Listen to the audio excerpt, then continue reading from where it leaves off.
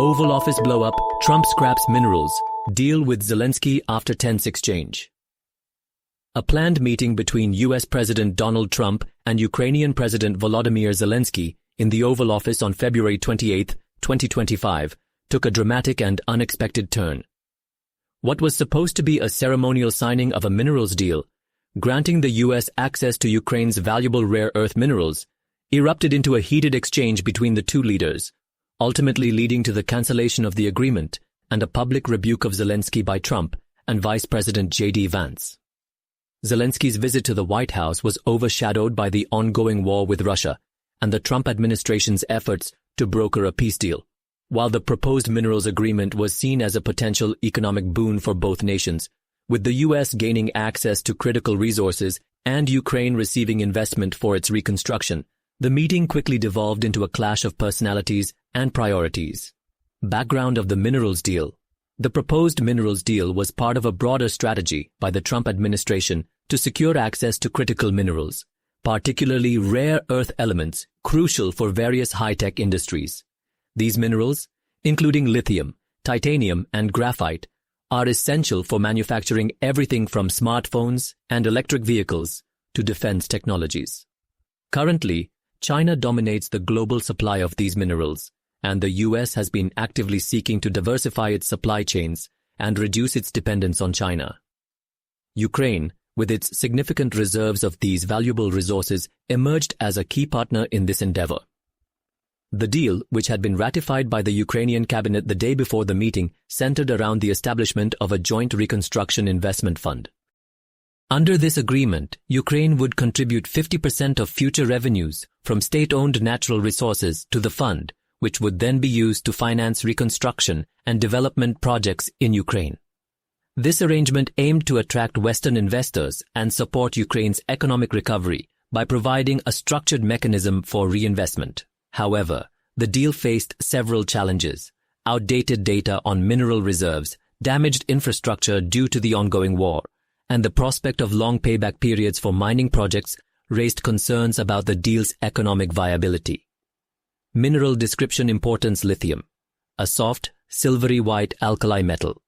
Used in batteries for electric vehicles and portable electronics. Titanium, a strong, lightweight metal used in aerospace, medical implants, and industrial applications.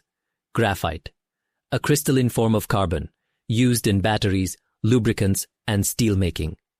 Gallium, a soft, silvery metal used in semiconductors and LEDs. Germanium, a hard, grayish-white metalloid used in fiber optics, infrared optics, and solar cells. Tungsten, a hard, dense metal used in high-temperature applications such as light bulb filaments and cutting tools. Export to sheets. Key conflicts and disagreements. While the minerals deal held the promise of economic benefits, the meeting was ultimately derailed by Zelenskyy's insistence on security assurances from the U.S. and his skepticism about the proposed peace deal with Russia. Trump, eager to finalize the agreement and portray himself as a peacemaker, clashed with Zelenskyy's concerns about Ukraine's long-term security. Zelenskyy argued that Russia had a history of breaking agreements and that a hastily negotiated peace, potentially involving land concessions from Ukraine, could leave his country vulnerable to future aggression. He sought guarantees that the U.S. would not abandon Ukraine and would provide support in the face of continued Russian threats. This stance contrasted sharply with Trump's focus on achieving peace at any price and his belief that the minerals deal itself would serve as an incentive for Russia to maintain peace. Trump's dismissive attitude towards Zelenskyy's concerns and his insistence that Ukraine should be thankful for U.S. support further inflamed the situation. U.S. mining regulations and the deal. The proposed minerals deal would have been subject to various U.S. mining regulations, which govern aspects such as exploration, extraction, and environmental protection. The Mining Law of 1872, as amended, provides a framework for locating and acquiring mining claims on federal lands. Furthermore, environmental regulations under the Clean Air Act, Clean Water Act, and other legislation would have applied to any mining operations in Ukraine under this deal. These regulations aim to minimize the environmental impact of mining activities and ensure the protection of natural resources. The Federal Mine Safety and Health Act also mandates safety standards for mining operations, requiring annual inspections to ensure safe and healthy working conditions for miners. Expert opinions and analysis. Expert analysis of the Oval Office meeting reveals a deeper geopolitical struggle and a potential shift in power dynamics. The incident highlights the transactional nature of Trump's foreign policy and his willingness to prioritize short-term gains over long-term strategic considerations. Some experts suggest that the blow-up could embolden Russia and undermine efforts to deter further aggression in the region. Others point to the potential for increased tensions between the U.S. and its allies, who have expressed concerns about Trump's approach to Ukraine and his apparent willingness to appease Russia.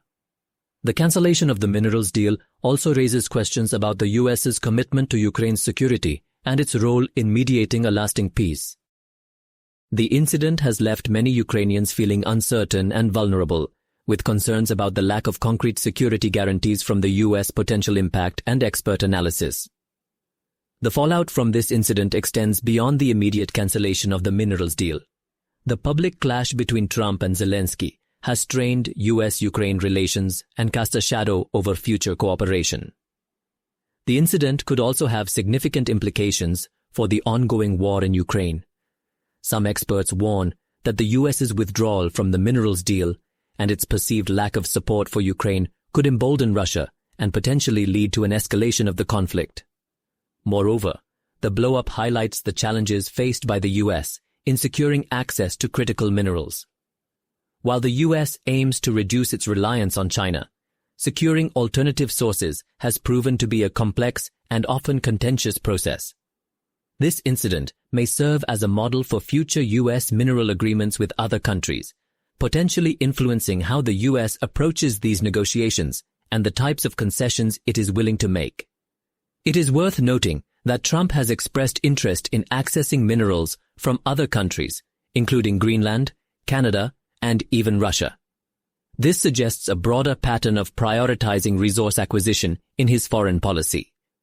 Furthermore, concerns have been raised about Trump's approach to securing these critical minerals, particularly his attacks on anti-corruption and transparency measures. These measures are crucial for ensuring that resource-rich countries receive a fair share of the benefits from mining projects and that these projects do not contribute to corruption or environmental degradation. The blow-up in the Oval Office also has broader implications for U.S. foreign policy and its role in the international community. The incident highlights a potential shift in the geopolitical landscape, with the U.S. appearing less willing to act as a guarantor of security for its allies and more focused on pursuing its own economic interests. Conclusion. The dramatic events in the Oval Office represent a significant turning point in U.S.-Ukraine relations. The cancellation of the minerals deal and the public display of animosity have raised serious questions about the future of the two countries' partnership and the prospects for peace in the region. This incident has exposed the limitations and potential consequences of a transactional approach to foreign policy, where economic interests are prioritized over security concerns and long-term strategic considerations. The U.S.'s pursuit of its own interests, potentially at the expense of Ukraine's security, raises ethical questions about the nature of its commitment to its allies and its role in promoting global stability. The long-term impact of this event remains uncertain. However, it is clear that the Oval Office blow-up has created a new level of distrust and tension in an already volatile geopolitical environment.